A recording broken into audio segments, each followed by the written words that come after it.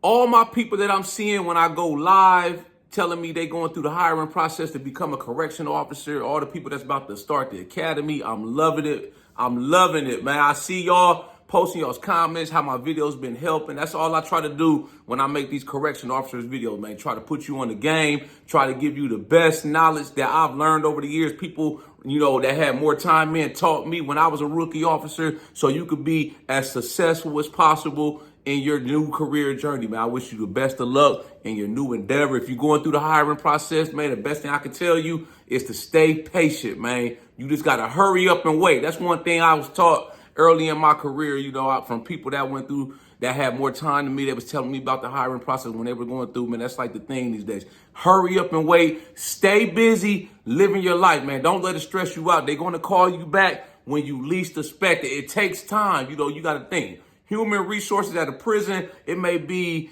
10 people that work in the HR office, right? And they're not only dealing with trying to do all these applications and process people through to get them hired. They may have to deal with all the people that work in the prison currently. You got people that's retiring, people that might be on medical leave, people that's trying to change their health insurance or life insurance. So they got all these different things that they're trying to do at once. So like I say, it takes time. On average, I say anywhere from these days 2 to maybe 6 months. You could be from the time you put your application in to the time you get your start date. So like I say, just be patient. If you about to go to the academy, take everything serious, study for the test, take the running and physical tests, all of that, take it serious. If you know what you got to do before you go down there or you go to the academy, that's an advantage. Take advantage of it. You ain't been running, or you ain't in the best physical shape, and you know that you got to do a mile or 2 miles for one of the physical tests. Start running today. Go out there now. Go to the track. Start timing yourself, man. That's one of the things right there I did. I asked people that was already working, what's the academy like? What do I have to do? So I know when I got down there. The test, usually you do a test, written test, when you in the academy, maybe every week, every other week. And both academies I went to, the instructor, they might be in class teaching, going over policy or whatever you learning. They may say something like this. You may want to know this for the test. When they say that, highlight it. Put a highlight over it. Make sure you can study and you can pass all the tests. That's one condition when you become a correctional officer. That's a condition of keeping your job, that you have to pass every step of the academy, or otherwise they may send you home. They may send you back to the institution. They may let you try again. The BOP, Bureau of Prisons, if you don't pass, you out of a job. I've seen people go down. They've been working, on the job for about 6 months. Then they send them to the academy. They flunk out the academy. They end up losing their job. So you done invested all this time and effort just for you to get sent home and lose your job. That's why I say take the academy serious, man. But I got some more tips, man, for my rookies, for my people coming in. I like to try to pass on as much game as I can. So I was just sitting here brainstorming some stuff that I want to share with y'all, man. Things that help me out. This is the first one. It's completely normal to be nervous when you first start working the units. Once you get off of shadowing with the senior officer, that usually the first week or two, once you get out of orientation, you're probably going to be with a senior officer. You're going to be shadowing them, learning the job. But after that, they cut you loose. You on your own. They throw you to the wolves. You're going to get a unit by yourself. They give you your walkie-talkie keys, radio. Boom. It's you and the inmates, man. It's completely normal to be nervous. Trust me, man. It don't got nothing to do with how big, how strong you are, how macho, tough. None of that, man. When the first time I was on my own, when I first was a rookie at the county jail, and I'm on the floor by myself, I was about to start feeding the trays, right, to the inmate. You got to go pod to pod, and you got to pass out trays. So the first unit I got to, the officer up in the tower hit the button to the door to the unit. Boom, it opened up. All these inmates come rushing at me, lining up, man. I was like, damn, boy. I was nervous. Like I say, nothing wrong with being nervous. Use that to your advantage, because when you nervous, I'm not saying like, not to go in there and be scared to do your job, or you intimidated, scared. I'm talking about nervous, like it keeps you on edge, because you never know what could go down. Anything can go down, and it doesn't matter what time of the day it is, what shift. It don't matter. It's the holiday, Christmas, man. Anything at any time can pop off when you work in corrections. So when I say it's normal to be nervous, man, that just means stay on your toes. Always be thinking, man. Always be looking over your shoulder, man. Always be checking doors. The unit get quiet. All of a sudden, man, something probably going on, man. Maybe do a round. Check it out. You know, it might be, you see the inmates all start looking up on the top tier. Somebody might be up there getting stabbed to death, or somebody might be in the room getting raped. I don't know, man. Just do a round, man. All that type of stuff, man. It keeps you on your P's and Q's, man. When you stay, you know, you got that vigilance and you stay alert.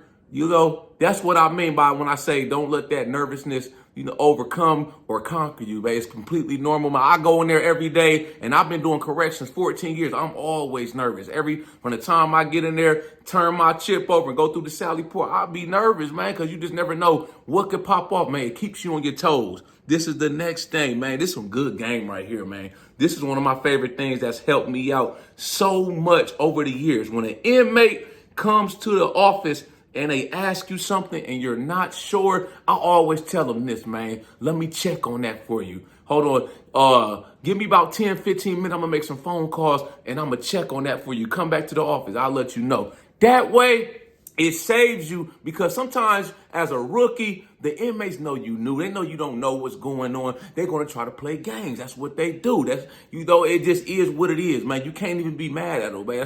That's what convicts do when they behind the wall. They're going to try to play games. They're going to try to get over on you. They're going to try to get you to do stuff that they know that you're not supposed to do because you don't know no better. So, like I say, if you're not sure on something, they come and ask you something. Oh, CO, can I do this? CO, you think I could do that, man? You're not sure? Let me check on that for you, man. Come back in the office, man. You know, call the officer that's working the unit next to you or across the way. See if they know. You know, you're probably going to be working with veteran officers on the shit. If they don't know, call the supervisor, call the sergeant, the lieutenant that's in charge of the shift, and ask them, hey, are they allowed to do this? Can they do that? No question is a stupid question, man, because that way it saves you from you doing something and they're not supposed to do. And then if you just automatically tell them no and they're supposed to do it, they're supposed to get it. You see where I'm going with that? That's why I just I just be like, let me check on that for you. Come back maybe 10, 20 minutes and I'll have your answer for you. Boom, right there. This is the next thing, man. When something goes down, you know, a fight, inmate gets stabbed, staff get assaulted, you working with another officer, an inmate comes disrupted, man, y'all got to take them down. Always do something. Don't just stand there like a deer in headlights looking at the other officer, seeing what they gonna do. Shit, like you scared. Do something. Scream. Fucking hit the fire alarm on the wall. Get on your walkie-talkie. Say, I need help in this unit, man. You know, always remember where you at in the prison, man. That's important, because once you get on that walkie-talkie and you call for help, control has to know where to send help to. So don't just say, I need help. That doesn't let anybody help you out. You know, they could be like, where the fuck is he at? Where are they at? You feel me? So always remember where you are located at in the prison. And like I say, do something, man. I don't care if you got to scream, goddamn, pull the inmate's pants down if he become assaulted, man. Whatever. Do something. I had that happen before. It was me and two other officers. We were in the mental health lockdown unit, right? And we had to take one of the inmates out of the cell. You know, he's in cuffs. He was in a nursing station. The nurse was taking his vitals, I think giving him some meds or a shot, and he became disrupted, man. We had to put hands on him and restrain him. So me and the other officer, we fighting with the inmate. The third officer, he kind of just stood back like he was scared. I'm like, come on, bro, do something. Get on your walkie-talkie, call for help. Always do something. Something, anything. You know, as long as you're in the policy, it's better than nothing. This is the next thing, man. Never try to take on an inmate by yourself. You know, I've been seeing some of my comments. People been asking me like, oh, you think I should learn karate? Does working out, bodybuilding give me an advantage, this and that? When you in there, you're outnumbered at all times. You know, it's not about trying to be macho, Randy Savage, Chuck Norris. Oh, I'm Bruce Lee. I know karate, fucking Muay Thai, none of that, man. Don't never try to be a cowboy. Try to be a hero. Try to prove your manhood. I seen officers, man. They said some shit like, I'm gonna take my duty belt off, go in the cell with an inmate one-on-one. That's just dumb. It's ignorant, man. Always think For instance, I'm gonna give y'all another example, man. I had an inmate, he was refusing to lock down when I worked at the county jail. I can't remember what he was refusing to lock down for. It was something he was upset about. I can't remember, but it was count time. We about to lock him in. I'm not locking down. So I was like, all right, cool. So this is what I did. I finished locking down the rest of the unit. Once I got almost done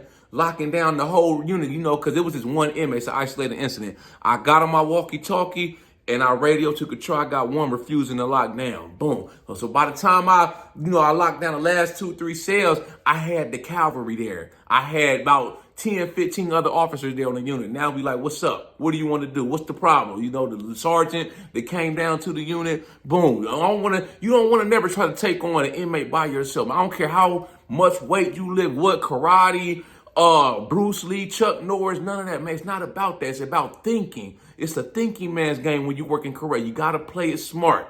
That inmate could potentially overpower you. He might have a knife on him that he whip out. Now you dealing with an inmate with a knife one-on-one. It's just you. I don't know about y'all, but me, I'd rather have as much help there as I can, And then when they got there, he changed his mind quick. The sergeant came down. He had the big can of the MK9. That's the OC spray, the pepper spray. We got the small cans, and we got a big can when I worked at the county jail. The sergeant, he kept that in his office. So, boom.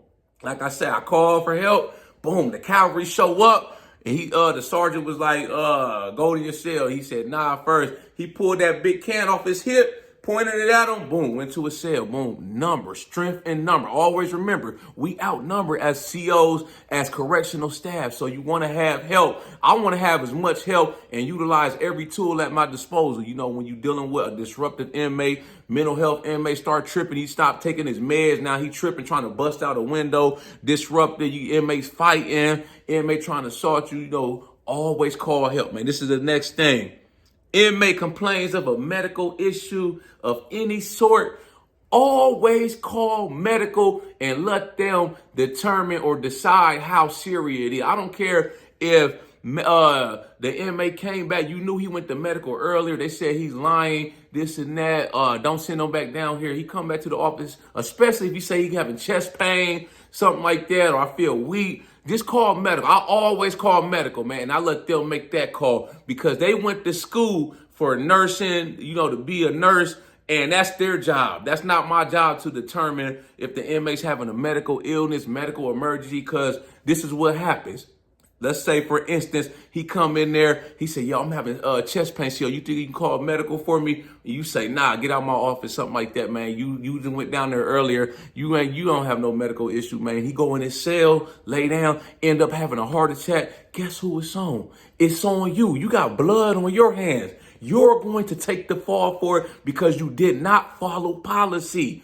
Always call medical, document it. If you send them up to medical, they send them back saying, don't send them back up here. Make sure you document that for your records. Put it in the computer log. If you keep, y'all do the logs on the computer, the BOP, we log everything on the computer. If you old school, you got like a paper log, write that down, man, for your record. That's a court document right there. Like I say, always call medical.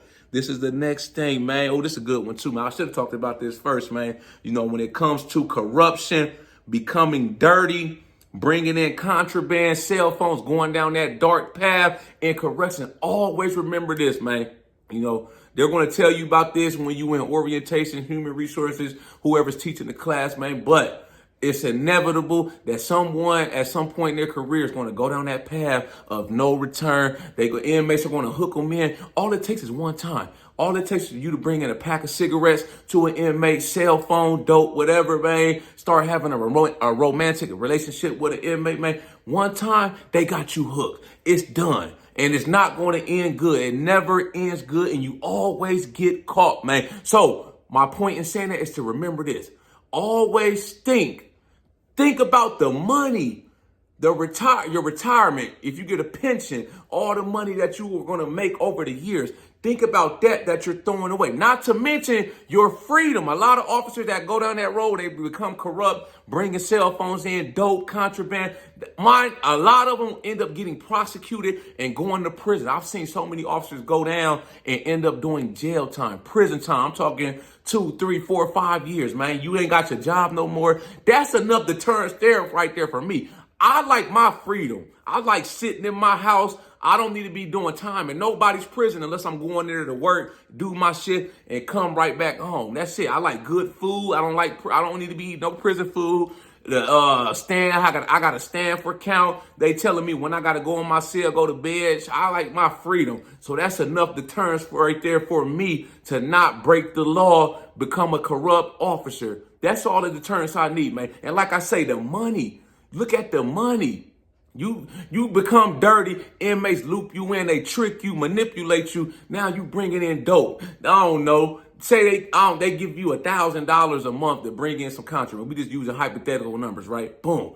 Now let's say you're doing it twice a month. That's 2 times a month times 12. That's 24,000 extra dollars you made. But you got to factor in your salary. You probably making $70,000, $60,000 overtime. We don't even factor in the overtime. You know, I work a lot of overtime, so I'll be making over 6 figures working overtime. If you're not lazy and you could have made that $2,000 just picking up extra shifts, and you're not risking your freedom, you're not risking losing your job, going to prison, ruining your reputation. Think. That's why I say you got to think, man. You probably over the course of your career with your pension, retirement, you working overtime, shift differential, holiday pay. That's probably 2, 3, maybe, I don't know, $4 million that you done flushed down the drain, all because you wanted to be lazy. You got tricked out your spot and manipulated by the inmates, man. The money don't add up. It's not adding up, right? I don't know. I'm not a math genius, but 1 + 1, it got to equal 2. If that shit ain't adding up, boom, it's a bad decision. You got to think, like I said, $4 million, let's just say you made over the course of your career, all your earnings, versus that $24,000 that you took the cheese, you took the bait. Boom, now you about to lose your job. You finna go to prison. Probably now you got a wife, husband. They finna divorce you. Your reputation ruined. Your family disowned you. All because you made a bad decision, man. Think before you act, man. Think before you go down that slippery slope. It happens all the time. They talk about this all the time in annual training, orientation, the academy, man. But it's always that one officer. It's a few rotten apples that always go in there. They got the wrong mindset. They get tricked or manipulated at some point. And they end up going down that path, man, whether it be bringing in contraband, sleeping with the inmates, and it never ends good for them. Never. They always end up getting caught. Trust me. This is the last thing I'm going to leave y'all with, man. Some more free game. Put as much in your retirement as you can.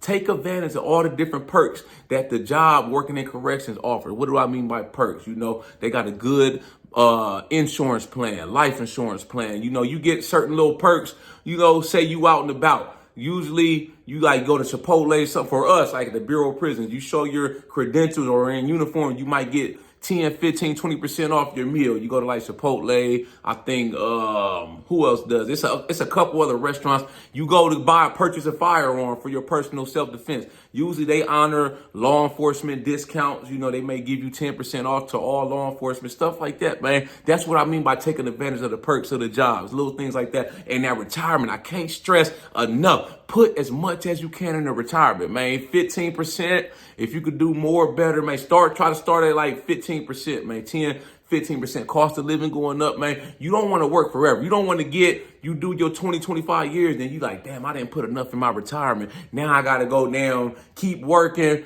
you know, past the retirement I wanted to work at, or I got to go get a damn local job at Walmart. Once the feds, the BOP, they kick you out at 57, you know. I started when I was 23 for the BOP, so I could do 25 years and retire at 48. So 48 is fairly young, so I try to put even more in my retirement account. I'll be putting like 20, 25% in, and this is some other free game you can do when it comes to the retirement account, man. Trying to bump up and put as much as you can. When you get a pay raise, something like that, or a bonus, throw that in the retirement account. Like every year, the feds, they give federal government employees a bonus every year, not a bonus, but a pay increase. So this year we got 2%. So I just bumped my retirement up 2%. It's money. I'm not missing that money. You know what I'm saying? It's like in my head, it was never my money. That's my retirement account money, man. So some more free game for y'all, man. Just trying to help y'all be successful in y'all's new endeavor, man. I want to see y'all do good. You know, like I said, I had people along the way help me out, give me knowledge, you know, show me things, ways that inmates play games and some good training. So I just be trying to pass it on. You know, like when I did my first video on correction. I was just talking about the job, telling me how it's been good to me, explaining the ins and outs of the hiring. I didn't realize that many people around the country was interested in correction or was going through the hiring process. So I was like, man, I got to keep making these videos, man, to try to help y'all out as much as possible. Y'all like this video, make sure you subscribe to my channel. If you're new to my channel, follow me on Instagram, TikTok. I got merchandise for sale. Check out my website, hoodies and t-shirts for sale, man. But yeah, y'all got any input, thoughts, comments on this video? Make sure you drop a comment. I'll be sure to get back with you as soon as I can. Y'all know how we coming. Let's get motivated.